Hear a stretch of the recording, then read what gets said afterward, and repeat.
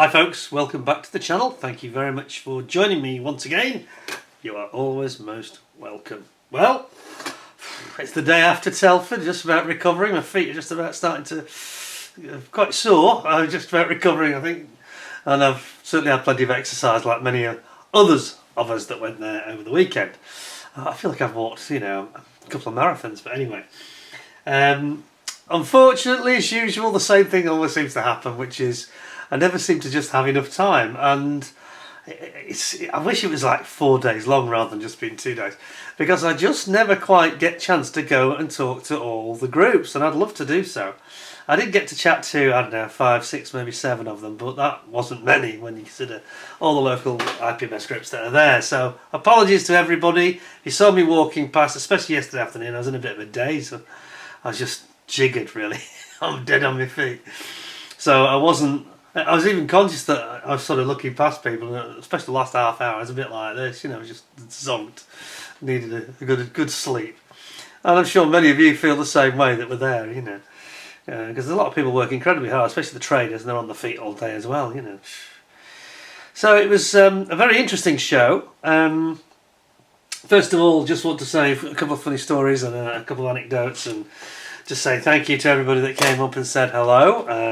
A huge number of you this time, much more than in previous years. Now, on Saturday I didn't go dressed like this. I sort of deliberately dressed down a bit, so I wasn't, because I wanted to go and talk to the traders, and as many as possible anyway. Specific traders that I had interest in, and shall we say all that I know well. So I did manage to get to some of them, not all of them. I know Brooks, I bumped into Brooks, is it Steve from Brooks? I can't remember now. I did bump into him, he recognised me instantly, but that was because yesterday, on the second day, I was dressed exactly as you see me pretty much. Not quite the same shirt, but easy to recognise, shall we say. And I think lots of people spotted me because of that. But it's very difficult, because it's like anybody that's reasonably well known in any sort of area, really. Everybody says the same thing there. They come up to me and say, I know you, you don't know me. And so many of you introduce yourselves, and I spent quite a lot of time with Jason from Model Kit Stuff, and with Dave Mummery and Gary Hyder and Jeff Flood from Ireland, and that was a lot of fun between those sort of meetings that we had, and we had a bit of food and went for a coffee and stuff like that. But a lot of you came up and introduced yourselves, and it was really nice to see people like Ian Nichols, and who I've not met before, and 2 or 3 other people that have sent me kits, including Charles Stanhope, who I'd not met before either. And there's a lot of people like that I sort of know, but don't know the faces, and it's good to put a face to the names. So that was really cool. Now, in terms of the actual show itself, another one that was quite funny. I was engrossed in something which I'll talk about in a second, but I was engrossed in looking at a particular kit which I'll talk about. And while I was doing that, Lee Smith comes up to me, and says, he introduces these. Actually, I've got the gloves on. He introduces these items to me that are all pre-packed, a collection from. I forgot the name of them again. I keep forgetting this company, and they've got some wonderful products, and I just can't get their name. It's a stick in my head, so I'll tell you, because I looked it up on here. Here we go. It's Mitch's Military Models. That's it. I always like to call them Mr. Military Model for some reason. Mitch's Military Models, and they did this thing for Masters of the Air when it came out 2 years ago, just under 2 years ago, and they brought out these amazing. They do all these incredible figures, and I've got the Sharky Ward figure, which I don't have to hand, but I bought that one for myself. Whether I get to actually build it up properly is another matter, but quite a collector's item that might become, I think.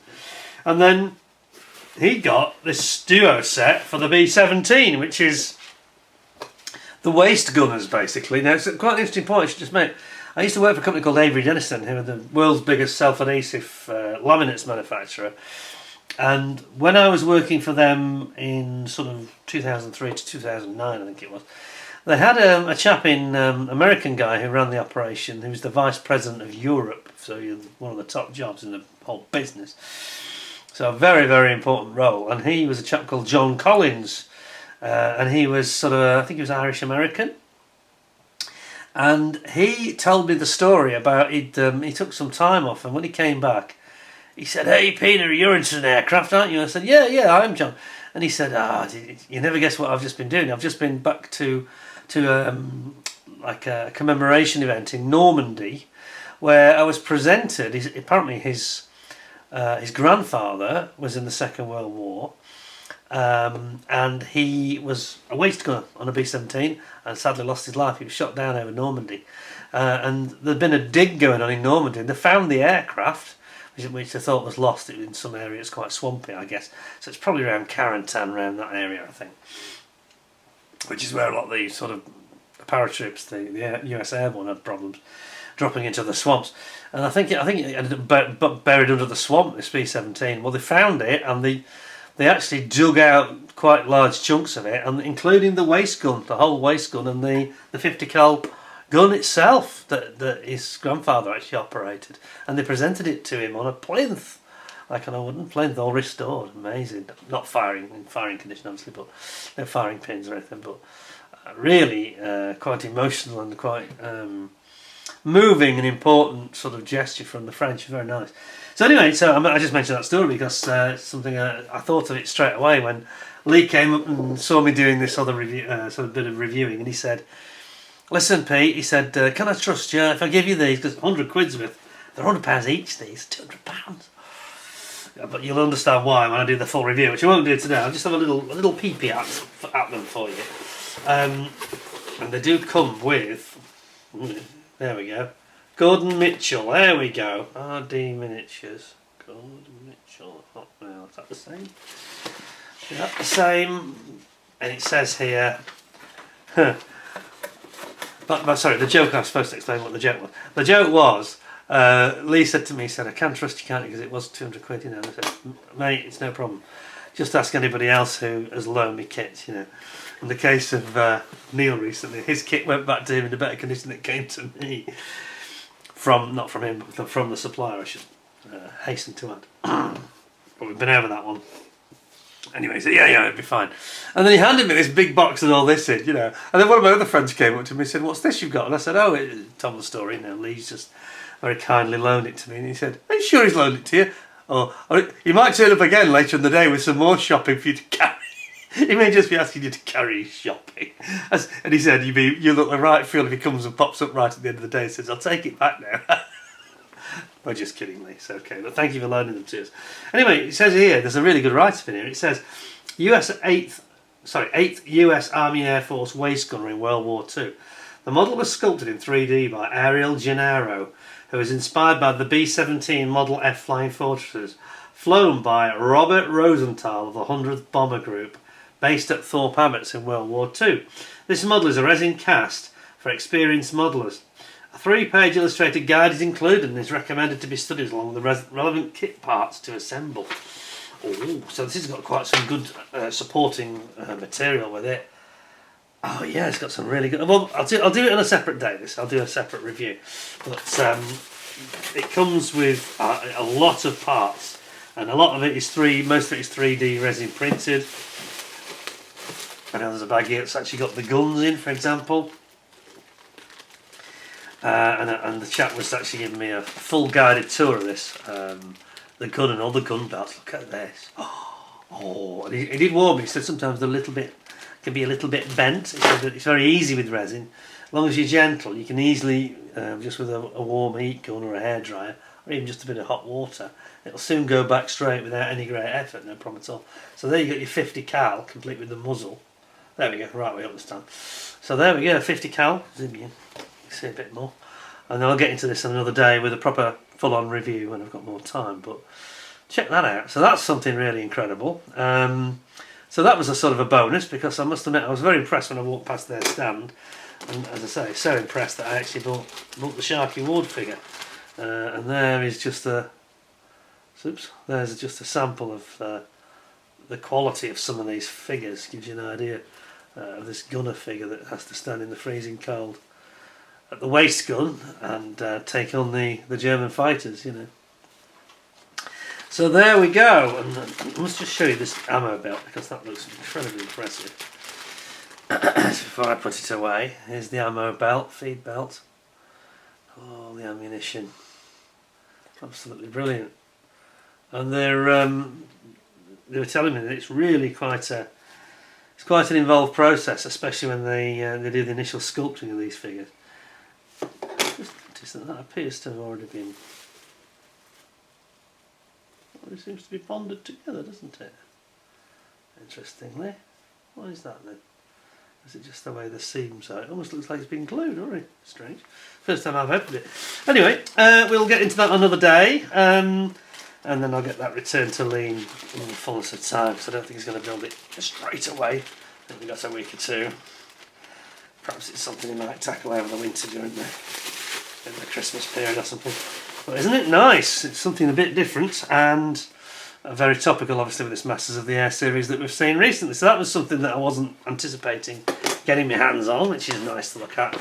And we'll share that with you in a week or two. So that was one thing. And the other thing that sort of ties into this little story was that the reason he sort of caught me slightly unawares, I was just standing, because I'd just been on the Airfix stand, and I was talking to Guy. Now, Guy is the guy who is now making a lot of the models and all the ME BF 109 G5 G6s that were on that stand. He'd actually made, so he's the genius I was praising a few days ago. And I told him so. I said, "Yeah, these are really well done. You know, you've done a great job here. Really helps to sell the product for them." And then I spoke to the designer of the kit, which was Matt Whiting. And yeah, that doesn't surprise me either, because his designs tend to be the very best. That him or Pramjet have been the two probably that strike you always as being really, really outstanding kits. And of course he did the Avro Anson a couple of years ago, amongst others. But excuse me, I haven't got any dust from that rising. I'm paranoid about it actually. Me and my I suffer from asthma. Anyway, so yeah. Then finally I got to talk to Dale Luckhurst, who's the head of brand at Airfix, of course. And he said, listen, he said, we had quite an amusing conversation actually. He said to me, so I saw your video last night, then your short video introducing the 109. He said, but I can't decide, still can't work out whether you liked it or you didn't like it. What's the story? And I said, well, I don't know either. So it's too early to say, isn't it? And he said, listen, we'll get one arranged for you to have a proper, to review in the normal way. So, but in the meantime, he said, how about, do you want to have a look at it now? And I said, yes, please, Now, I didn't go with any, this is the funny part of the story. So he said, here we go. He produced the box. He said, now, we're not letting other people do this. He said, apart from a couple of the other YouTubers have had it already and opened the bags. And I said, my God, really? I didn't know gloves, I remember. I said, I should have brought my gloves in. The other YouTubers have been touching this. My usual OCD, but you could joke about it, actually, because he laughed. They were all having a good laugh about it. I sort of said, Jesus, no, whoa. Anyway, I had some hand wipes, it's okay. To cleanse myself of the other YouTubers.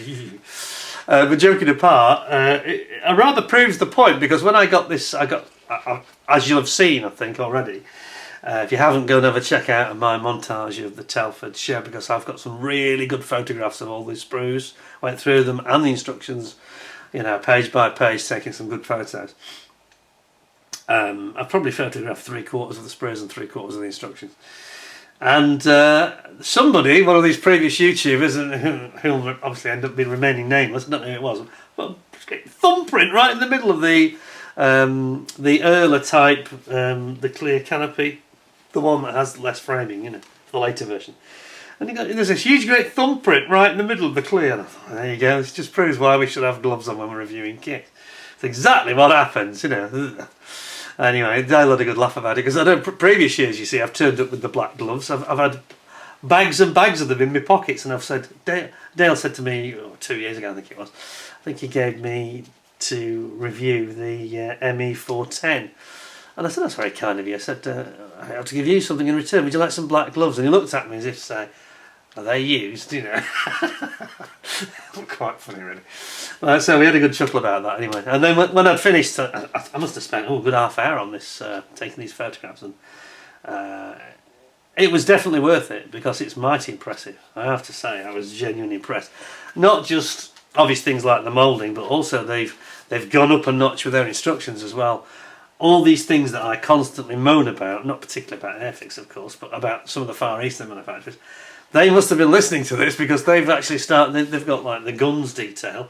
There's a page showing the guns and the engine, and it's got a clear diagrammatic instruction explaining what the various components are, which they haven't done in that way before really.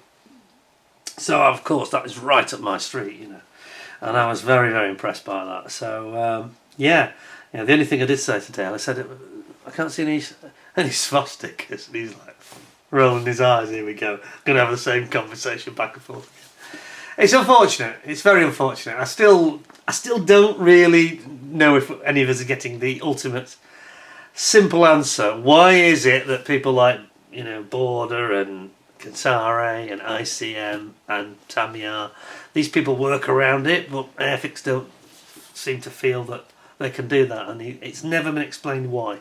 Why is it different for them? It may be a genuine reason, I don't know, but it's never really been made very clear. Anyway, something we can talk about. I might ask Dale about it again in the future, but if others can do it, I don't see what it is that's restricting Hornby any more than anybody else. There are workarounds to these things. You can do it in ways that are subtle, and that those sort of people that are going to get all offended about it probably won't even notice it's there. I can understand them not wanting to put it on the box art, absolutely I can. But anyway, it's a small thing, and yes, you can get aftermarket, but it's a bit ironic when they've gone to all the trouble of putting in these really nice masks. This kit's got fantastic masks in it, really good. And Guy, the one that did the building, he said, by the way, he said that they're actually really good masks. He said they conform, like on the spinner where you've got a really tricky mask. He said it was easy, it conformed really well and stuck down. And he said, first time I got a great result first time. He said, so I think people find it's fairly user-friendly that are used to using masks. So, you know, they've gone to that trouble, they've got Cartograph to do it for them, and they are good. You know, this is another jump forward, so that's something we all welcome. It's just annoying about this swastika thing. I wish they'd just get to the bottom of it and just find a way to provide it in some form, you know. Anyway, I suppose the aftermarket guys will be happy. But apart from that, I can't see you need any other aftermarket, you know. This is why it's annoying, I suppose, really now. Because it's very, yeah, I mean, I'm not going to review it now, but yeah, it did meet my expectations. What I saw on Saturday was really good. My first impressions visually were well founded. It's a step up, I think. It is being manufactured in India, though. Which makes me just wince, and I'm sure most people have ever had bad experience with Airfix's Indian manufacture before, and there's been a few kits that have suffered from it, not just the Stalwart. So Dale did assure me. I asked him about this, and he said, yeah, he said there was a number of factors interacting, which one was almost causing the next factor. He said that that's not resin I've inhaled. No. Makes me nervous, these resin kits, you know. Yeah, and he said that there's been a lot of discussion, a lot of visits to the factory in India. In fact, he said there's been more visits in the last 3 months to the Indian factory to discuss quality control and what the checks and balances are than there's been for the last 3 years. So they're taking it very seriously. And this kit in particular is super critical that they get it right on the quality. Now, the quality of what I saw was really high. So it's just that, and I remember people told me that they'd seen the Stalwart test shot, which I didn't see, which was grey and not in this green plastic. So everybody's, I think, just keeping the fingers crossed that what I saw on Saturday is representative of what we're all going to get, and I think it is. You can never be quite sure. So I'm sure Dale will be very mindful about the expectations are now. People are very alerted to the quality control, and we'll be checking it thoroughly, you know. But it looked a very well laid out kit in terms of the way it was presented on the sprues, and you can see that they've got plans to make other variants in the future, I think, because you can see the way they designed the tails, so they could have different tails and things like that. So yes, it's probably going to be one of those products that's got legs. And my disappointment about it not being an E had actually faded slightly by the time I arrived on the Airfix stand, of course, because Kotare have announced that they're doing an E. It's an E4, I think, isn't it? Battle of Britain E4 and 32nd scale to go with the Hurricane and Spitfire that they've got in production. So there we go. So that was quite interesting stuff, and yeah, it was very nice that Dale let me get my hands on it. And you know, he just said basically, you can go through the tables over there if you like and take some photos and do whatever you want. You know, have a good look at it, but don't run off with it. You know, we're watching sort of thing. Don't run off and go on eBay in the next half hour. It was funny because when I gave it him back, he was talking to Phil Flory. Phil was chatting away to him, so I didn't sort of butt in. I just sort of said, "There's your kit, you know, hi Phil, and thanks Dale," and I scarpered, you know. The other kits that I haven't really mentioned much about, or rather I didn't show in my montage, which people might have been slightly surprised about. I'm kind of blaming Hobbyco for this, but Hobbyco, of course, is the distributor in the UK for both ICM and Tamiya, and I can tell you for sure that the Tamiya Tomcat 72nd scale looks an absolute peach, really does, and so does the Hamden from ICM, which has got the most beautifully finessed riveted detail all over its fuselage. And I had it in my hand. Their lighting wasn't as good. Maybe it wasn't as well presented as it could have been, if I'm honest. You know, you look at the way that Airfix presented the 109, this thing where they sort of hang the sprues up on like a little presenter board so you can see them, which works very well, you know. I'm not sure whether I like the chipboard tabletop they had there, but that's another story. But no, you can see everything, whereas Hobbyco didn't really do that, actually, with either the Hamden or the Tomcat, which I was a little bit surprised about, because in the past they have. You know, they've laid out all the sprues so you can see them all separately. Well, they didn't do that. They just had, I think, they had 3 sprues and then the clear part sprue. I didn't see any instructions or anything like that. Yeah, maybe it arrived late or something. I don't know, but it wasn't quite as well presented as they've been with other products in the past, for example. But I can tell you that both those kits look epic. So basically, you had the new 109 from Airfix, you got the ICM Hamden, which looked fantastic, this Tomcat, you've got Kotare coming out with their new Hurricane soon, and by the way, just on the subject of Kotare, I understand they've had quite a few problems, and what I'm going to tell you about dates by Kotare, they will not confirm or deny, well they probably will tonight actually, but because he said he would. But the expectation, what I was told verbally, hand on heart, was that the Hurricane will be probably here sooner than the official date they're giving. The official date is the end of 2026, and he said it will almost certainly be much sooner than that, probably about Easter, maybe even March, you know. But certainly springtime, let's say. Springtime is more likely. Not guaranteeing it though. The one they're having real trouble with is that Spitfire Mark 5, the one that's in the American colours. 5B or 5C, I can't remember. Apparently they've had a lot of problems with the tooling not being quite correct, unfortunately, so it's been back and forth with rejection. Oops. And they were telling me that the injection moulder that they use, which is the one that's having this issue with, well, sorry, it's the tooling people on the injection moulder. But he said that they've now taken on a second injection moulder in China. Not so much on quality grounds, because the quality is very high. He said, but the new one we've taken on for the Hurricane, and then there's going to be the 109E, and then there's going to be a P47 Razorback, P47D, which you may have seen the leaflet about.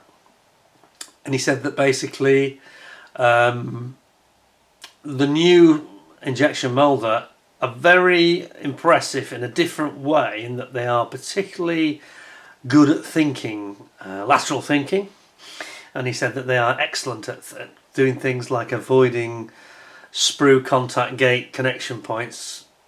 They're very good at coming up with a perfect scenario almost every time, avoiding any clumsiness, which the other one perhaps hasn't done. And I think the other one is the same one that did them. Could be wrong here, but I think it's the same one that did the Meng, like a triplane in 1/32 scale.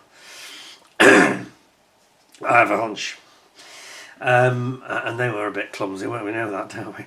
In many ways. But this second new manufacturer supplier they've got, apparently are quite creative and clever at coming up with particularly innovative ways of doing things, you know.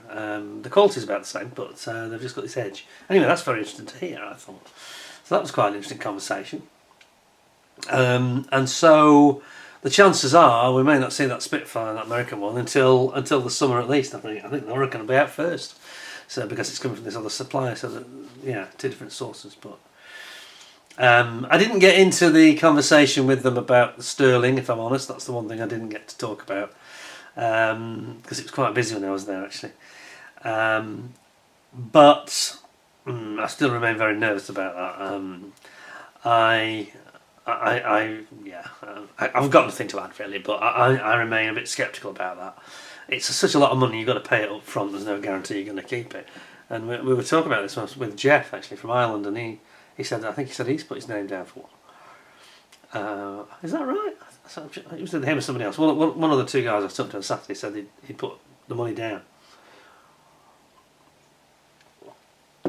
Yeah, it was Jeff. So I said, did you pay on PayPal? He said, yes, I paid on PayPal. I said, yes, but you do know that PayPal used to have a guarantee. I think it used to be 18 months, and it went to a year, and now it's only 6 months.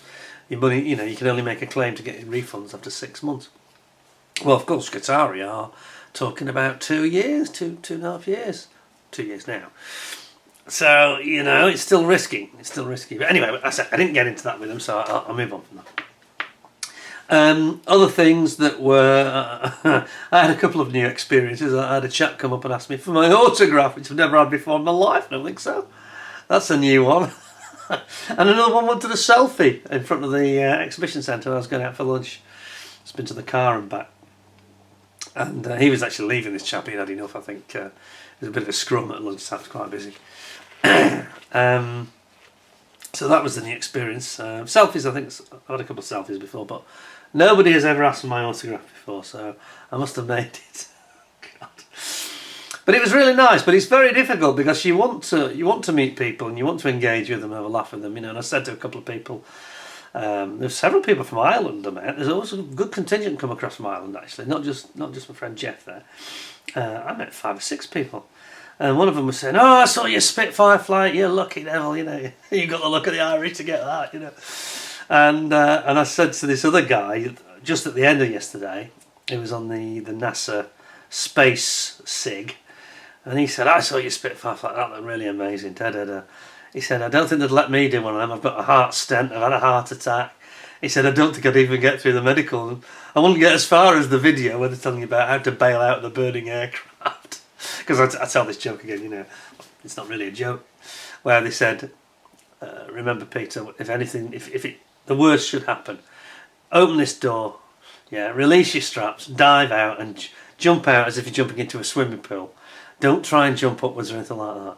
Just dive as if you're diving into a pool." And I said, "What? The last time I jumped into a swimming pool, it wasn't burning and it wasn't spinning out of control at 300 mile an hour on fire, upside down." It's all very well talking in theories, Anyway, but this chap was saying, he said, they wouldn't let me near anything like that. There's no way I'd get anywhere, even get to the point of paying. They just refuse me on medical grounds. So, but I think a lot of people enjoyed it. There's more people than I expected had seen the video as well. Quite a few hadn't, though. One bit of feedback that I sort of picked up on that was indirect. It wasn't particular, either a complaint or an observation even, but something I just managed to read between the lines on with people. I think maybe I need to do a little bit less frequency of video, because I think people, perhaps because they've got other channels, of course, that they're watching as well, I think that they've got a bit behind. Some of them said, "Oh no, I've only got to the start of October with you," one guy said. And I said, "Oh, you've missed all the best stuff, you haven't seen the Porsche driving and the Spitfire flying yet, Oh, I'll get to it, don't worry, Anyway, there we go. But it was a wonderful show. And I want to say this, I thought the atmosphere there and the feel, and several other people said the same thing to me. Said it felt like it was pre-COVID again. Suddenly there was a bit more of a buzz. We had lots of manufacturers with some really interesting new releases. Quality stuff, like the Spitfire from Airfix, and like the 109 from Kotare, the Tomcat from Tamiya, and the Hamden, and the 109 K4 coming out of Zokimura. There's lots of manufacturers releasing, all roughly the same time, either producing or announcing that they've got something in the pipeline that's really going to be high quality. And we haven't really had that for about 4 years, I don't think, since before COVID. I'd say going back to about 2018 is the last time it felt so positive and buzzy, you know. And people seem to have got a bit of a smile back on their faces, which I didn't particularly anticipate, you know. I'm not sure that the bargains, there were 1 or 2 bargains there always are, but I'm not sure there were as many bargains as that's probably because people can't afford to offer the discounts for the prices, you know, that are on the traders. But I did speak to several traders, Tiger Hobbies and 1 or 2 others, and they were all telling me that they were having a good show, actually, so that people were buying, you know, there was no doubt about that. There was one chap that was very pally, came up to me, hope he's watching, who had the Revel bus, the double-decker bus, huge box, you know, he could barely carry it, you know. And I said to him, I told him the story about what happened with these, and he said, oh, would you like to carry my double-decker bus? You can review it if you want, as long as you post it back to me. I said, I think I'd rather not. It's this big, isn't it? Absolutely huge thing. Anyway, it's great fun, great fun. I just wish I'd had more time to see. I mean, I saw the competition area. Some really nice stuff in there. Really, really good, you know. The chap from the model shed, I've forgotten his name, that did the Lancaster, the Border Lancaster. He got first prize, I think, didn't he? And that was nice. And he got Albion Alloys to get him replacement clear parts, because the clear parts on that kit were just dire, as everybody knows. And his were really good. And I commented straight away, I said, your clear parts look almost perfect. And he said, yeah, Albion Alloys sorted me out with some replacement clear parts. Whether they were actually, whether they're from a different manufacturer, he didn't make it clear, but that was very interesting. And he did a lovely job of it, you know. And it's got quite a bit of rigging on the Lancaster, because I was joking with him at the end and I said, you deserve to win first prize, if not for anything else, just for the rigging. It looks like a biplane now. All the aerials. Yeah, it was good. And there's some lovely other stuff in there. There was some nice sci-fi stuff, lovely aircraft, cars. Yeah, there was some epic stuff, really. Epic, some nice World War One stuff, wing-nut wings as well. It was good. It was good. The only thing I would moan about that competition area is that they've got it in this room that's quite dark, with a very high ceiling, with the lights are too far away. And it was a bit gloomy at first, and you either, to take good photographs, it's quite a challenge, because you either have to take them against the window, so they're in silhouette, which is really hard for the camera to compensate, or they're just a bit dark, because it is a dark room. I wish the IPMS would rethink that completely. They need to find another room, because that room isn't suitable. The lighting's just not sufficient at all. Not good enough at all. You know, there was one chap I was talking to who had a Blackbird SR-71. I actually missed it, and I think it's because it was right in the corner, in the darkest corner of the room, which didn't do him any favours. A bit unfair, you know. Anyway, but it was a great show, and I hope you all enjoyed it. I certainly enjoyed meeting many, many of you. Thoroughly enjoyable. I say there was a great atmosphere. And I just wish I'd had more time to see more stuff. And then when I did go on my spending spree the last hour, unfortunately the things I wanted all sold out. I wanted a Model U Jaguar Pilot, but they'd all gone. Didn't take enough stock. Anyway, I'll get one at a later date, but there we go. Anyway, I thought I'd just give you a quick update to go with my montage. And I've got 1 or 2 very interesting kits to do some reviews on, so stay tuned. And in the meantime, stay well, stay safe. And I shall return very shortly indeed. And as soon as we've got the 109, I'll be back with to do a review of that for you. So, thank you very much for joining me. Hope you thought it was a bit interesting. We'll have reviews on these amazing figures as well, go into more depth, and maybe put my breathing apparatus on for that. I'm a bit nervous about the resin. But until then, thanks for watching. Take good care of yourselves. Stay well, stay safe. Thanks a lot for your time, and I'll see you again soon. Thanks a lot, and bye for now.